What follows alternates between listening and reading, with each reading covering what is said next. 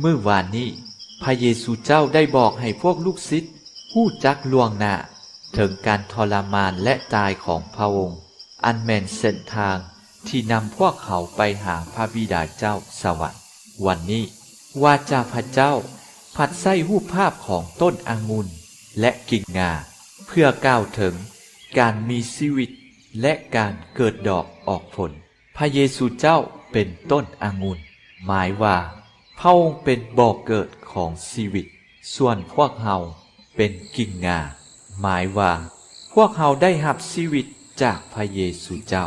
แต่เพื่อจะได้รับชีวิตพวกเฮาต้องได้ติดสนิทสัมพันธ์กับพระองค์ผู้เป็นบ่อเกิดแห่งชีวิตการติดสนิทกับพระเยซูเจ้าแม่นแนวใดการติดสนิทกับพระเยซูเจ้า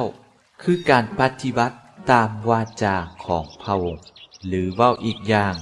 แม่นการเชื่อในพระองค์นั่นเองเพราะการที่พระเยซูเจ้ามาในโลกนี้เพื่อให้พวกเราได้เชื่อในพระองค์และได้ฮอดชีวิตเพราะพระบิดาเจ้าผู้ดูแลรักษาสวนองุ่นพระองค์บ่ปรารถนาให้ผู้ใดแม้แต่ผู้เดียวต้องตายแต่ให้เขาได้ฮอดชีวิต